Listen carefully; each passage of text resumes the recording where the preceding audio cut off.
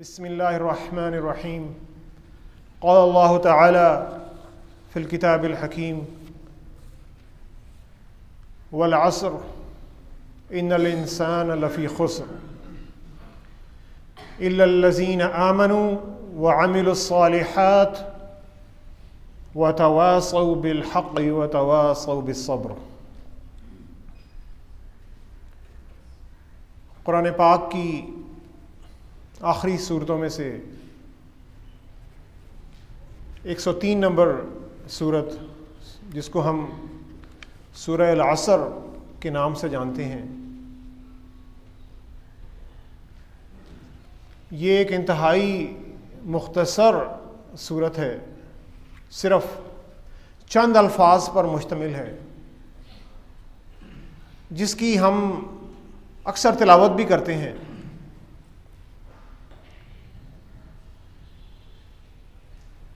कुरान की आखिरी सूरतों में से ये सूरत है, लेकिन शान नज़ूल के एतबार से ये नबूवत के दौर की और मक्का के दौर की इब्तदाई सूरतों में से एक सूरत है। ये कितनी सी छोटी सी सूरत है, लेकिन इतनी जामे है और इसके मानी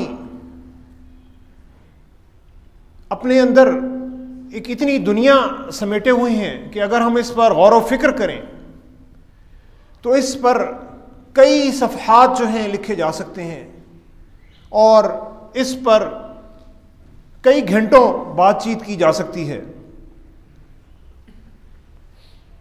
मुख्तसर तौर पर इस सूरत में इंसान की, ख़ुसूसन बंदा मोमिन की कामयाबी, उसकी नाकामी, उसकी फलाह, उसकी नजात और उसके नफ़ा और उसके नुकसान का फ़लसफ़ा बयान किया गया है।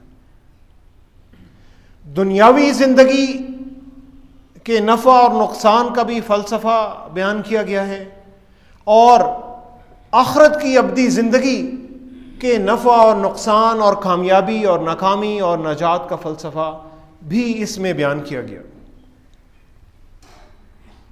वल अस्र, कसम है ज़माने की, कसम है वक्त की। अरबी ज़बान में अल असर का जो लफ्ज़ है, इसके कई मानी हैं। गुजरे हुए वक्त की तरफ भी इशारा करता है। दिन का जब एक पहर ढल जाता है, यानी जब दिन का एक बड़ा हिस्सा गुजर गया होता है, तो हम नमाज असर पढ़ते हैं, यानी गुजरे हुए दिन की नमाज। आने वाला ज़माना, आने वाला वक्त, गुजरा हुआ ज़माना, गुजरा हुआ वक्त। और ये इस तरफ भी इशारा करता है कि जिसको हम वक्त कहते हैं, जिसे हम टाइम कहते हैं। इंसानी तारीख और इंसानी उम्र के लिए भी ये लफ्ज़ इस्तेमाल होता है। यहां पर अल्लाह ताला वक्त की कसम खा रहे हैं, ज़माने की कसम खा रहे हैं। कुरान पाक की कई सूरतें हम पढ़ते हैं और हम देखते हैं कि उन सूरतों के आगाज़ में अल्लाह ताला ने मुख्तलिफ चीज़ों की कसम खाई है। वश्शम्स, कसम है सूरज की। वद्दुहा, कसम है दिन की, जब वो तुलू होता है, जब वो उभर रहा होता है। वल्लैल, कसम है रात की। वतीन, कसम है इंजीर की। वज़ैतून, कसम है जैतून की। और भी इस तरह के कई अल्फाज आते हैं। इन सब अल्फाज पर अगर हम गौर करें तो हमें मालूम होगा कि ये जो सारी चीज़ें हैं ये अल्लाह ताला की तख्लीक शुदा हैं, और इंसान इन चीज़ों को आज तक तख्लीक नहीं कर सका।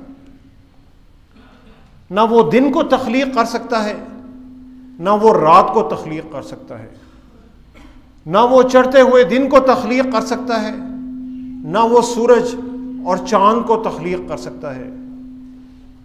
और साइंस कितनी भी तरक्की कर ले, ना वो अंजीर को तख्लीक कर सकती है, ना वो जैतून की तख्लीक कर सकती है। यानी बहुत सी छोटी छोटी चीज़ें हैं कि जिनकी भी साइंस अपने दर्जा कमाल पे होने के बावजूद इनकी तख्लीक नहीं कर सकती।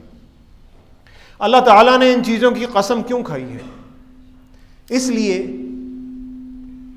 कि ये चीज़ें हमें दुनिया में नज़र आती हैं, हम इन चीज़ों को अपनी खुली हुई आंख से देख सकते हैं, और अगर हम इन पर गौर करें तो हमें मालूम होता है कि ये चीज़ें इंसान की तख्लीक शुदा नहीं हैं। और अल्लाह ताला अपने कलाम में इन चीज़ों की कसम खाने के बाद, यानी उन चीज़ों की कसम खाने के बाद जो चीज़ें नज़र आती हैं, उनकी कसम खाने के बाद उन चीज़ों की तरफ इशारा करते हैं जो हमें नज़र नहीं आती।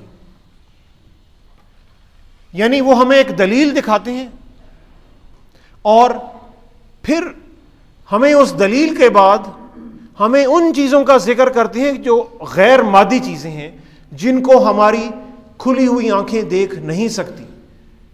लेकिन अल्लाह ताला ये पैगाम हमें देना चाहते हैं कि मैं अगर इतनी अहम चीज़ों को तख्लीक करके तुम्हारे सामने रख सकता हूँ, तो मैं जो तुम्हें दूसरी बातें बता रहा हूँ इन चीज़ों की कसम खाने के बाद, उन बातों की सदाकत में ज़र्रा बराबर भी शक नहीं है। वल अस्र, कसम है वक्त की, कसम है ज़माने की, इन्नल इंसान लफ़ी खुस्र, बेशक इंसान खसारे में है। इंसान नुकसान में है। नुकसान कैसे होता है? हम किसी तिजारत में, किसी बिजनेस में कोई सरमाया लगाते हैं और हमारा ख्याल होता है कि जो हमारा सरमाया है ये बढ़ेगा, और अगर सरमाया नहीं बढ़ता तो हम कहते हैं हमें नफ़ा हासिल नहीं हो रहा, और अगर वो सरमाया ही घटना शुरू हो जाए तो हम कहते हैं कि हमारा सरमाया कम हो रहा है, हमें नुकसान हो रहा है। ये वो नुकसान नहीं है कि जो अक्सर ताजिर लोग और हमारे भाई बताते हैं। मैं एक दफ़ा एक ताजिर से कुछ डिस्कशन कर रहा था, और जब ताजिर लोग को कीमत बताते हैं वो कहते हैं जी ये 100 रुपए की चीज़ है, और जब ग्राहक उनसे बहस व तकरार करता है तो वो कहते हैं कि जी अगर हम इससे कम बेचेंगे तो हमें इससे नुकसान होगा। तो मैंने उससे पूछा, अपने उस दोस्त से, कि मैंने कहा कि क्या वाकई आपको नुकसान हो रहा होता है? उसने कहा कि अक्सर सूरतों में नहीं हो रहा होता, लेकिन हम जो मुनाफा, हम जिस मुनाफे की तवक्को कर रहे होते हैं, अगर वो मुनाफा हमें 10 रुपए होना है और ग्राहक हमसे 5 रुपए कम करवा लेता है, तो हमारा मुनाफा जो है वो 5 रुपए कम हो गया, तो हम कहते हैं कि हमें नुकसान हो रहा है। लेकिन ये वो नुकसान नहीं, ये वो नुकसान है कि जो आपका असल सरमाया जो है उसे भी कम कर रहा है, यानी असल ज़र को कम कर रहा है। अब वक्त का और खसारे का क्या ताल्लुक है, इस पर हम अगर गौर करें तो हमें मालूम होगा कि इंसान को जो असल सरमाया अल्लाह ताला ने अता किया है वो माल और दौलत और जायदाद और बैंक बैलेंस नहीं है, बल्कि असल सरमाया वक्त है। अगर इंसान वक्त का सही इस्तेमाल कर ले तो वो इससे बहुत ज़्यादा जो सरमाया है वो पैदा कर सकता है, बहुत सारी जायदाद बना सकता है, बैंक बैलेंस भी बना सकता है, कारें भी खरीद सकता है, सारे काम कर सकता है। लेकिन अगर इंसान इस वक्त को ज़ाया कर दे तो चाहे कितना ही ज़्यादा सरमाया उसके पास क्यों ना हो, कुछ ही अरसे में उसका वो सरमाया ख़त्म हो जाएगा। और अगर इंसान के पास वक्त नहीं है तो वो माल नहीं कमा सकता, और अगर इंसान के पास सेहत नहीं है तो वो माल भी नहीं कमा सकता, और अगर उसके पास माल है तो वो उससे फ़ायदा भी नहीं उठा सकता। तो अगर गौर करें तो हमें मालूम होगा कि असल सरमाया हमारा जो है वक्त है, और ये एक ऐसा सरमाया है कि जो बड़ा अजीब सरमाया है। कोई इंसान वक्त को ना तख्लीक कर सका है ना कर सकेगा। ये वक्त अल्लाह ताला ने तख्लीक किया है। जिस तरह वक्त गुजरता है इसी तरह इंसान की उम्र भी गुजरती चली जाती है, और इंसान अपने वक्त मुकर्रर की तरफ बढ़ता चला जाता है। और जब उसका वो वक्त मुकर्रर आ जाता है, यानी जब मौत का वक्त आ जाता है, तो ना ही उसमें एक साथ यानी एक सेकंड ना वो आगे हो सकता है और ना ही वो पीछे हो सकता है। अल्लाह ताला फरमाते हैं, या अय्युहल इंसानु इन्नका कादिहुन इला रब्बिका कदहन फमुलाकी, ए इंसान तू अपने रब से मुलाकात के लिए कुशां कुशां बढ़ता चला जा रहा है। यानी गुजरते हुए वक्त का हर लम्हा तुम्हें जिंदगी से दूर कर रहा है और मौत से नजदीक कर रहा है। लतरकबुन्न तबक़न अन तबक़, अल्लाह ताला फरमाते हैं कि तुम्हें दर्जा बदर्जा एक हालत से दूसरी हालत में गुजरते हुए वक्त के साथ साथ सफर लाजमन करना है। यानी बचपन से जवानी, जवानी से बुढ़ापा, बुढ़ापे से मौत, मौत से आलम बरज़ख, जिंदगी बाद अज मौत, और उसके बाद क़यामत के दिन दोबारा उठाए जाना, और जज़ा और सज़ा के मराहल से लाजमन गुजरना है। ये वक्त है जो गुजरता चला जाता है। हम में से वो लोग जो मुलाजमत पेशा हैं उन्हें भी इस वक्त का पूरी तरह एहसास है कि उनका जो एम्प्लॉयर होता है, जो आजिर होता है, उसने हर शख्स का एक वक्त खरीदा होता है। यानी वो कहता है कि आपने दिन में 8 घंटे काम करना है और आपने एक हफ्ते में 40 या 45 या 48 घंटे काम करना है। आम सरमाए से ये सरमाया बड़ा मुख्तलिफ है। इसे ना हम स्टोर कर सकते हैं और ना ही हम इसे बढ़ा सकते हैं। वक्त की तलब जितनी भी ज्यादा हो, इसकी जो सप्लाई है, इसकी जो रसद है, वो उतनी ही रहेगी, ना बढ़ सकती है ना कम हो सकती है। वक्त का नेमुल बदल कोई और चीज नहीं है। दुनिया में हम बहुत सारी चीजों को बहुत सारी चीजों से बदल लेते हैं। लोहा नहीं है तो हम लकड़ी की कोई चीज बना लेते हैं, लकड़ी नहीं है तो हम प्लास्टिक की कोई चीज बना लेते हैं। खाने के लिए अगर चावल नहीं है तो हम गंदम खा लेते हैं, गंदम नहीं है तो हम मकई खा सकते हैं। यानी अल्लाह ताला ने बहुत सारी चीज़ों के नेमुल बदल जो है तख्लीक किए हैं। वक्त का कोई भी नेमुल बदल नहीं है। इसकी कीमत ना घटती है ना बढ़ती है। जायदाद की कीमत कभी बढ़ती है और कभी घटती है। सोने की कीमत हम देखते हैं बढ़ती रहती है। वक्त की कीमत वही फिक्स है। लेकिन इंसान को वक्त के गुजरने का एहसास नहीं होता, हमें वक्त के ज़ाया होने का एहसास नहीं होता। इसलिए कि हमने अपने दिमाग को उस तरह ट्यून नहीं किया है कि हम वक्त को नाप सकें। 5 साल पहले या 10 साल पहले गुजरे हुए वक्त का कोई भी लम्हा हम अपने दिमाग में किसी भी फिल्म की तरह ले आते हैं और हमें यूं लगता है कि जैसे ये कल ही का वाक़या है।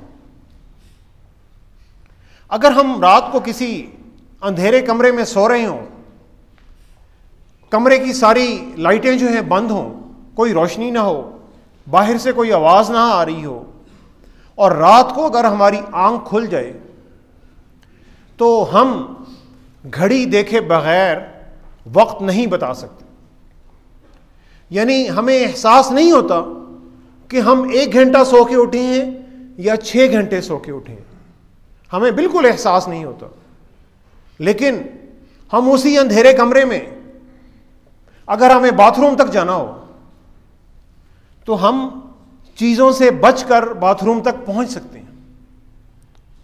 यानी अंधेरे में हमारी जो देखने की सलाहियत है वो तो काम कर रही होती है और हमें पता होता है कि पलंग यहां पे है, कुर्सी यहां पे है, मेज़ यहां पे है, इनसे बच के मैं दरवाजे तक पहुंच सकता हूं।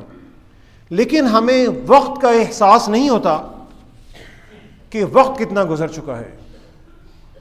इसीलिए माहिरीन कहते हैं कि हमें वक्त को नापना चाहिए, हमें लिखते रहना चाहिए कि हमने अपना वक्त कहाँ गुजारा है, किस किस हालत में गुजारा है। हम में से वो लोग जो दफातर में काम करते हैं, अगर हम किसी दिन अपनी पूरी 8 घंटे की डायरी लिखें कि मैंने आधे आधे घंटे में क्या काम किया, और फिर उस डायरी को चेक करें, तो हमें एहसास होता है कि पूरे 8 घंटे जो हमने गुजारे हैं उसमें से हमने जो असल काम किया है वो शायद हमने 3 घंटे काम किया है या 2 घंटे काम किया है, और बहुत सारा वक्त जो है हम ज़ाया कर देते हैं। और जब कई साल गुजर जाते हैं, उम्र का एक हिस्सा गुजर जाता है, और जब हम पीछे की तरफ देखते हैं तो हमें एहसास होता है कि हमने ये वक्त जो था बहुत सारा ज़ाया कर दिया। और इसीलिए क़यामत के दिन अल्लाह ताला जब इंसानों को उठाएंगे और उनसे पूछेंगे कि तुम दुनिया में कितना अरसा रहे, तो कुरान में मुख्तलिफ मकामात पर इस बात का जिक्र आता है, तो लोग कहेंगे लम यल्बसू इल्ला साअतम मिन नहार, कि हम दिन का एक हिस्सा या एक दिन दुनिया में रहे। यानी जो 60 साल, 70 साल, 80 साल की जो इंसान ने ज़िंदगी गुजारी होती है, क़यामत के दिन जब वो उठेगा तो उसे महसूस होगा कि हम सिर्फ एक दिन दुनिया में रहे। एक और जगह पे अल्लाह ताला फरमाते हैं यतखाफतून बैनहुम इन लबिस्तुम इल्ला अशरा, कि जब क़यामत के दिन उनसे पूछा जाएगा तो वो कहेंगे कि हम दुनिया में सिर्फ 10 दिन रहे। नहनु अअलमु बिमा यक़ूलून इज़ यक़ूलु अमसलुहुम तरीक़तन इन लबिस्तुम इल्ला यौमा। और उनमें से एक शख्स जो ज़्यादा अंदाज़ा लगाने में माहिर होगा वो कहेगा नहीं, हम 10 दिन भी नहीं रहे, बल्कि हम तो एक दिन ही रहे या एक दिन का थोड़ा सा हिस्सा रहे। और अगर कोई शख्स हमें यह बताए कि तुम्हें 5 साल बाद ये तरक्की मिलनी है और तुम्हें 10 साल बाद ये चीज़ मिलनी है, तो हमें लगता है कि जो आने वाले 5 साल और जो 10 साल हैं ये पहाड़ की तरह हैं। और इसीलिए आखिरत का जो तसव्वुर है हमारे जहनों में बड़ा मुबहम सा रहता है, क्योंकि हमें तो लगता है कि हमारी ज़िंदगी अभी तो 20 साल पड़ी है, 30 साल पड़ी है, 10 साल पड़ी है। हो सकता है हमें अल्लाह ताला लंबी ज़िंदगी दे दे, और जो आने वाली ज़िंदगी है उसका तसव्वुर हमारे जहनों में बहुत मुबहम सा रहता है। अल्लाह ताला हमें यहाँ पर फरमा रहे हैं कि इसी वक्त की कसम है कि इंसान खसारे में है। यानी वो लोग जो इस वक्त का एहसास नहीं करते, इसको ज़ाया कर देते हैं, इसको गलत कामों में खर्च कर देते हैं, वो लोग खसारे में हैं। क्या सारे लोग खसारे में हैं? नहीं, सारे लोग खसारे में नहीं हैं। इसके बाद अल्लाह ताला ने अगली आयत में 4 सिफात बताई, 4 खसूसियात बताई। जिन लोगों में ये 4 आदात होंगी वो लोग खसारे में नहीं होंगे। वो आदात क्या हैं? पहली आदत, पहली खसूसियात, इल्लल्लज़ीना आमनू, वो लोग जो अल्लाह ताला पर ईमान रखते हैं, पुख्ता ईमान रखते हैं, बगैर देखे ईमान रखते हैं, अल्लाह ताला की अता की हुई निशानियों पर गौर व फिक्र करके अल्लाह ताला पर बगैर देखे ईमान लाते हैं। अल्लज़ीना युमिनून बिल गैब, कि वो लोग जो गैब पर ईमान लाते हैं, बगैर देखे ईमान लाते हैं। क्योंकि अल्लाह ताला ने कुरान पाक में इस बात का भी कई जगह जिक्र किया कि अगर मैं आप पर कोई निशानी नाजिल कर दूं तो उसे देखकर तो सब लोग ही ईमान ले आएंगे। यानी जो शख्स किसी चीज को आंखों से देखने के बाद भी ईमान ना लाए तो ऐसे शख्स को तो बेवकूफ ही कहा जा सकता है। वो लोग जो अल्लाह पर ईमान लाते हैं। दूसरी सिफ्त, वामिल सालिहात, और अच्छे काम करते हैं, नेक अमाल करते हैं, अल्लाह ताला के दिए हुए वक्त को ज़ाया नहीं करते, अपने इखलाक को बेहतर बनाते हैं, अपने किरदार को बेहतर बनाते हैं।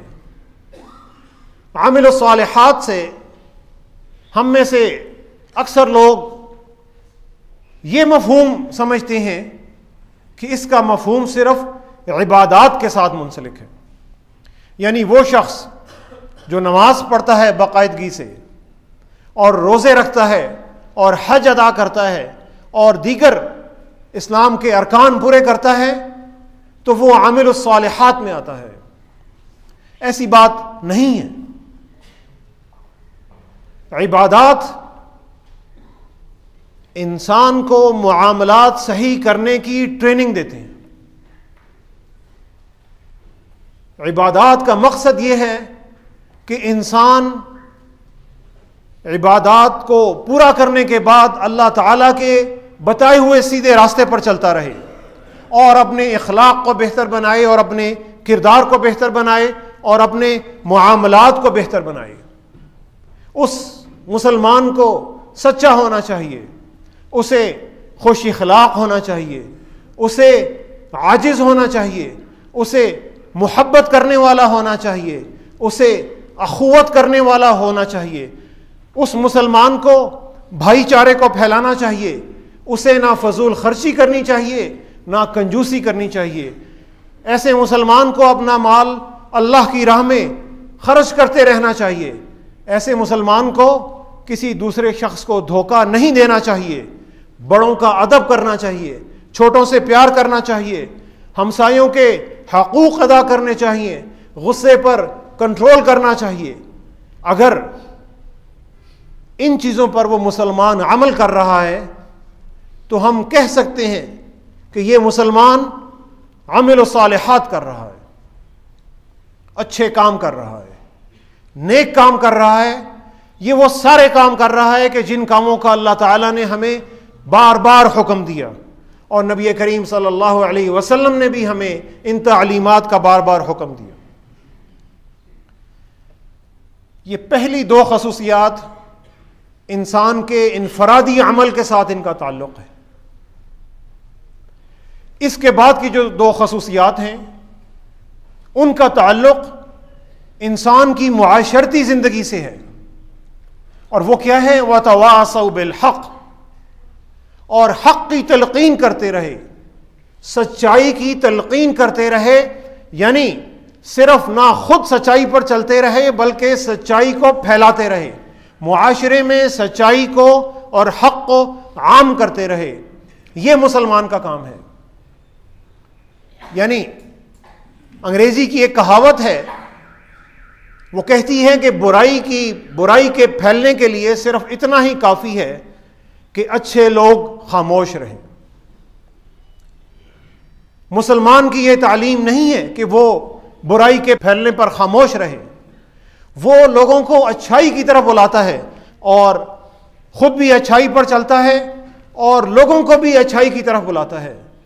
वह तवासौ बिस्सब्र, और सब्र की तलकीन करते रहे। सब्र क्या है?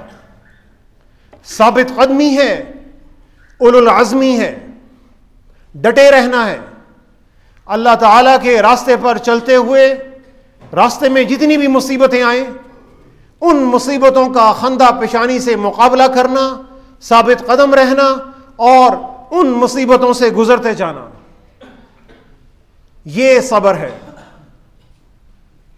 आमनु व अमिलु सालिहात व तवासौ बिल हक़ व तवासौ बिस सब्र।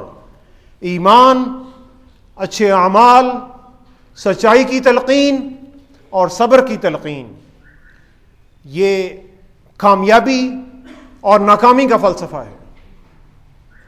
जिस मुआशरे में अच्छाई पर चलने वाले लोग होंगे, जिस मुआशरे में सच्चाई पर चलने वाले लोग होंगे, जिस मुआशरे में मोहब्बत पर चलने वाले लोग होंगे, जिस मुआशरे में अखुवत और भाईचारे पर चलने वाले लोग होंगे, जिस मुआशरे के लोग इंसाफ पसंद होंगे, जिस मुआशरे के लोग दूसरों के हकूक़ का ख्याल रखते होंगे, यकीन जानिए कि उस मुआशरे के लीडर भी सही होंगे और उस मुआशरे की आवाम की अक्सरियत भी सही होगी। उस मुआशरे में अमन होगा, उस मुआशरे में सुख होगा, उस मुआशरे में तरक्की होगी, उस मुआशरे में चैन होगा, उस मुआशरे में लोड शेडिंग नहीं होगी, उस मुआशरे में गैस की शॉर्टेज भी नहीं होगी, उस मुआशरे में महंगाई भी नहीं होगी और उस मुआशरे में कत्ल व गारत का बाजार भी गर्म नहीं होगा। ये सूरह असर का पैगाम है। ये अल्लाह ताला के उस पाक कलाम का पैगाम है। वो अच्छाई जो हम अपनी ज़ात से शुरू करें और फिर अगर हम उसको मुआशरे में फैलाना शुरू हो जाएं, तो वो दिन दूर नहीं है कि जिस दिन हमारा मुआशरा एक खुशहाल और एक सच्चा इस्लामी मुआशरा बन सकता है। शिकवाए जुल्मते शब से कहीं बेहतर था, शिकवाए जुल्मते शब से कहीं बेहतर था, अपने हिस्से की कोई शमा जलाते जाते। असहाबे रसूल में से और रसूलुल्लाह सल्लल्लाहु अलैहि वसल्लम के ज़माने में कोई भी दो सहाबा इकराम जब भी किसी को मिलते तो आपस में उस वक़्त तक जुदा ना होते जब तक वो एक दूसरे को यही सूरह असर ना सुनाते। और इमाम शाफी रहमतुल्लाह अलैह ने फरमाया कि अगर मुसलमान कुरान पाक की सिर्फ इस एक सूरत पर गौर व फिक्र कर ले और इसे अपने अमल का हिस्सा बना ले तो उसकी दुनिया और आखिरत के लिए यही सूरत काफ़ी है। दुआ करें कि अल्लाह ताला हमें इस सूरत को पढ़ने, इस पर गौर व फिक्र करने और इसे अपनी जिंदगियों का हिस्सा बनाने की तौफीक अता फरमाए। वमा अलैना इल्लल बलाग।